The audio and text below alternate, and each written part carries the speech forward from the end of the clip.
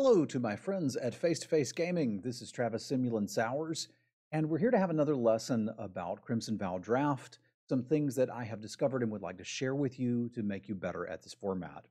And I think the first thing I want to cover is I've heard a lot of people refer to this as a Prince format. I want to explain what that means and how that's going to adjust your play style to be better at getting wins in this format. So the phrase people have used in the past is that a format is either a Prince format or a Pauper format. And what they mean when they say that is that in a Prince format, the games tend to revolve around the rares and mythics, sometimes the uncommons, but usually rares and mythics. Whereas in a Pauper format, the games tend to revolve around the commons and sometimes the uncommons. So in a Prince format, what is being suggested is that the rares are particularly powerful and they're going to change the way the format needs to be played. Whereas in a Pauper format, it's not that big a deal if you don't get a rare and you're not really worried about your opponents having some sort of bomb rare. So that changes how you want to draft and how you want to play to an extent. And the biggest thing it changes is how and when you want to use your removal. Because this format has some pretty bomby bombs. Many of them cost a lot of mana, so a lot of people initially sort of dismissed those cards. But having resolved a Hullbreaker Horror, I can tell you if you land this, you're probably going to win the game. Your opponent needs to answer it absolutely immediately, or you're going to win with it. And that's my definition of a bomb. I define a bomb as a card that if you play it and it is not immediately killed, it will almost certainly win the game for you. But there's some very good cards, like is Bloodveil Purveyor actually a bomb? Kinda. If they don't kill this pretty dang fast, you're going to win. And as we scroll through here looking at the rares and mythics, we can see a lot of cards that fall into that territory. The Desecrator is very close. The Dreadfast Demon and Toxrill are both cards that will basically close out a game almost on the spot. Maniform Hellkite can certainly finish a game incredibly quickly. Olivia's Attendants can do the same. Like, you don't have to scroll very far through here to see cards like Uvenwald Oddity, Averbrook Caretaker. You can't even kill this one. Like, it's just going to win the game if you get to 6 mana. Edgar, you can't even deal with. Angie is incredibly powerful. So is Helena and Alina, Olivia. And like, in comparison, if we go back and do this and look at the last set, Midnight Hunt, as we go through here and we start to look at cards you have to answer immediately, it's actually not that many of them, right? Like, these are all good cards, and I've played them and won with them and been happy, but none of them are like, oh my god, they landed a Sun Gold Sentinel, we have to beat that right now, right? And many of these you could just block to death under the right circumstances. Again, here's a very powerful card and a very powerful card. I wouldn't really call these bombs. As we scroll through and start to think about them, and here's something that's close to a bomb, but this is 6 mana in a format that wasn't really built to get to 6 mana. I think one of the few things that I would consider like legitimate bomb in this format was the Huntmaster. If somebody could get this and get to 6 mana, they were probably going to win with it and you'd grown a little bit. The Blob was a little bit close to that. Wrenn and 7 could be a little bit close to that. But generally speaking, this format was not stuffed with bombs. There were even people telling you that you should pick an Organ Hoarder over Arlen when you saw her. So, like, very different power level from one set to the next. So now that we've established that, how does that change what you need to do, knowing that you're in a Prince format instead of a Pauper format? And I think I'd like to show you the biggest difference is how and when to pick removal and how and when to use removal. So as we start going through, I do want to eliminate the creatures from this. What I had. I only want to see instant sorceries and enchantments. But it's still got creatures in here. I've got to get better at this, y'all. Sorcery. Let's just reset it and do common and uncommon. Innistrad Crimson Vow. I want to look at instant sorceries and enchantments. It's not working. We'll still make this work. Because I don't want to hold you up forever. So the first thing is a change in how to use removal, which will then lead to a change in how to evaluate removal. So we're going to start off with this concept of, in Midnight Hunt and many of the other formats that you've seen over the course of the last year, it was very much okay to use a 2-mana removal spell to answer your opponent's 2-drop if you didn't have anything better to do. The games were relatively quick, and the power level of the creatures was relatively flat. They were all pretty good, but there wasn't one that you like had to defend against. So using your 2-mana removal spell on your opponent's 3-drop felt very reasonable. There was also the situation where you didn't feel like you necessarily had to pick removal early, especially in Midnight Hunt, where there were wonderful removal spells. It was possible to pass those and think it's not that big a deal because everything that you kill comes back anyway, and it's just better to have a better threat and be pressuring your opponent. And it certainly was in that format. Now, things change a bit here. If you have a bomb in your own deck in Crimson Vow, you want to be able to stay alive to play it. And that means you're going to need to be able to potentially remove your opponent's bombs. It's even more important if you don't have a bomb of your own to be able to remove your opponent's bombs.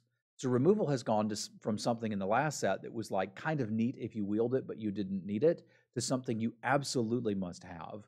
And I consider my Crimson Vow drafts a failure if I don't have 3 quality removal spells in most archetypes. Blue-green is a little bit of an exception, but we'll be talking about that in a future video. So that means we need to really talk about what's good removal and what isn't, because I found a lot of people that just kind of struggle with this new evaluation, mostly because they haven't seen a format like this before. But I have. I'm old and I've been playing for a long time. And this format is actually incredibly similar to Hour of Devastation, which was one of my favorite formats ever, and I love this one. So I can kind of walk you through how to evaluate it. But a big step is recognizing that cards like Piercing Light and Circle of Confinement are just worse versions of better spells. I'm going to walk through here and look at the different removal spells in each color that you want to prioritize. Circle of Confinement looks like it's pretty decent, and it's an uncommon, so you might be like, hey, let's pick this up. But it only kills little stuff. Generally speaking, the bombs, the cards your opponent is looking to win the game with, aren't going to be mana value 3 or less. So this is kind of just a worse Sigarda's Imprisonment, which is a very fine removal spell for you to use in this format. It's a 3-mana pacifism that's got a little bit of a kicker built in where you can get you a blood token later and exile the creature. So in white, I look at the premium removal spells as Fierce Retribution, Sigarda's Imprisonment, and to an extent, Valorous Stance. A lot of people are passing this, and it's worth bearing in mind that it doesn't kill everything, but it does kill a lot of bombs in the format, which is really what I want my removal for. You do need to be careful in that if you see Sigarda's Imprisonment going by late, it doesn't necessarily mean that white is open, because a lot of people are undervaluing this card. But what it does mean is if you're in white, you can kind of count on getting 1 or 2 of these late, which is very, very nice. So I would recognize the power level of this card at being able to stop a bomb. When we get into blue, things are considerably more difficult to find a removal spell because you kind of don't have one. But it is worth recognizing that you're going to get Fear of Death late. In blue-green, you're typically going to swarm your enemy or fly over. And in blue-black, you're going to outvalue them. And in blue-white, you're going to fly over. And blue-red, you're going to ping them to death. So in all of those cases, you generally don't mind if your opponent's threat is still sitting there. It's still better to turn off activated abilities or get the dang thing in the graveyard or exiled, but blue just can't do that in this set. But don't look at this card and say, okay, this is pretty bad, because it is, but do recognize that most of your good blue decks are going to be able to utilize this as removal adjacent. Things get better as we move on into black because black has a lot of removal. I do want to point out again, I see a lot of people valuing Parasitic Grasp pretty highly, and this is not a bad spell. It's 3 mana for 3 damage, you gain 3 life. This is good. This would actively have been a great removal spell in the last set, but it's not premium removal in this set because it's not going to kill a bomb, and that's how we have to evaluate our removal. I've had people come to me when I'm on stream and say, I drafted a good deck with tons of removal, and I don't understand why my opponent was able to just roll me over. And I look, and they've got 3 Gift of Fangs and 2 Parasitic Grasps. And they're like, see, I had plenty of removal. And I'm like, they basically didn't have any removal. Because neither of these cards are ever going to kill anything that matters. These are basically really solid replacements for 2 and 3 drops. And that's about it. Whereas if we're getting into really solid removal, you've absolutely got it. Early, you've got Bleed Dry and Hero's Downfall. And then a little bit later, don't be highly picking Grisly Rituals, but when these are wheeling, gobble them up. This is fine. It sucks to pay 6 mana to kill the creature, but you do get to recoup some of your investment with the blood tokens, and it will absolutely kill anything. So black and white kind of have the best removal in that there's common removal spells that are pretty dang good. Blue, not so much. As we move into red, we've got some decent removal. The problem is it doesn't really kill bombs. So Flame Blessed Bolt is pretty easy to get value out of, and Abrade is pretty dang nice to have. I've even first pick Abrade out of weak packs. But bear in mind, these are generally not going to be able to kill your opponent's bombs. You're going to be able to get close to that with Rending Flame. The red's kind of best removal as far as bomb elimination is at 3. Now that, again, doesn't mean you shouldn't be picking and playing Flame Blessed Bolts and Abrades. You should be. It's just don't think of these as like answers to bombs, because they're often not. When you get into green, really the only thing you have that can do this for you is the Wolf Strike, which is a little bit rough on green, but this is a premium removal spell for green. So don't be afraid to take it, pick it, and play it. So that's the biggest thing I want you to adjust here, is that you're going to need to pick removal higher than you're used to if you'd like to have a high win rate in Crimson Vow. You're going to need to save that removal. When your opponent plays a creature that's a little annoying, don't just spew off your removal on it. A good example I can remember on stream is I was in a board stall with my opponent. They had the 1/1 Death Touch Scorpion. I had the 6 mana 6/6 Wolf Spirit without trample or anything else. I'm also holding the 7 mana Demon that we looked at a moment ago.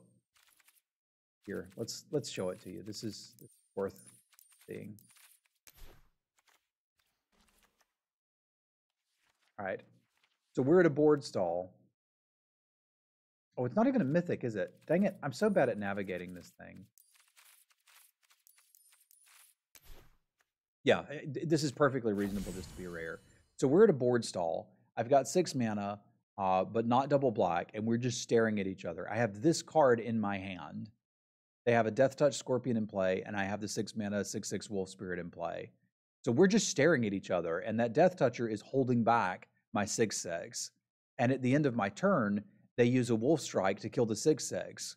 This doesn't open up any attacks for them, because I've still got a board full of Ground Pounders, and it doesn't actually do anything, except that make sure, I think it was 3 turns later when I finally hit my land drops and play this, that they scoop immediately. And I've seen so many games play out like that, both where I've made the mistake and where my opponent has made the mistake. So that's the thing I want you to hold in mind, is don't just play the, like, people have said this before, but it's so punishing in this format. Don't use removal spells for things that your board can handle. You absolutely cannot do that in this format, or you will be mega punished. All right. And the last thing I want to point out is a lot of people get mad about these bombs, and they're like, why does this set have this many bombs in it? And I think one of the biggest reasons is the blood tokens, which kind of does remind me of Hour of Devastation. In Midnight Hunt, there were a lot of games that were basically decided by who drew the right number of lands. And this was sometimes a frustrating experience, but it's part of Magic that variance is part of it, right? Like, that's a big reason why it's a card game. So there were times where I had a 2-lander, I didn't hit my 3rd land in Midnight Hunt, and I just died. Or times where I had a 4-lander, but then drew 3 lands, and I was too far behind to catch up. The blood tokens in this set really make sure that that land problem doesn't really happen. You can be black or red, or even white, and have decent access to some blood tokens to smooth things out. And blue and green have enough self-mill and disturb cards that they're, generally speaking, able to smooth that problem out as well. That means a large portion of the variance of the gameplay is just removed right off the top when you jump into this format. If that's the case, then the better player is going to win a lot more often in this format than in the previous one. And you do want the better player to win more. That incentivizes people to get good at drafting and be engaged in the game. But you don't want it to be to the point where, if you're a better Magic player or limited player than me, then I feel like I can never beat you. There's plenty of games like that. You could play chess or Go if that's your thing. But for Magic, as a card game, we want that variance there. So oftentimes, when you see a Prince format come around, like this or like Hour of Devastation was, for those that played back then, or even those that didn't, that's where there was a series of gods, the Scarab God being one of them, that were basically 5 mana unkillable bombs. Like when your opponent played one, you could basically just scoop, the game was over. They need powerful cards like that to reintroduce the variance over the mana system. And if you're not paying attention, you won't notice that you don't have as many mana problems in this set as you did in previous ones. And I'm specifically thinking about Midnight Hunt. But Midnight Hunt, eventually I learned I had to mulligan more because your land count really mattered in that set. Whereas in this one, you can pretty confidently keep 2 landers or 5 landers and not really worry about that being a problem. So in conclusion, from today's video, what I want you to take away is that this is a Prince format. That means that you need to value bombs very highly, but you already do, you're a limited player, and value removal very highly, and then use that removal only to kill your opponent's bombs. If you have to use it to stay alive, by all means, use it to stay alive. But generally speaking, I want you to be holding those removal cards so that if they play a Bloodveil Purveyor, an Anyi, or an Edgar, or a Dreadfast Demon, you have an answer to it at instant speed and are ready to go. And then also don't get frustrated that bombs are in the format. A good rule of thumb for me is if my opponent plays a bomb and I lose to it, I can usually go into my graveyard and find a removal spell that would have answered it that I played earlier when I didn't really need to. So let all that soak in, go buy something from Face to Face Games, and I'll see you next week.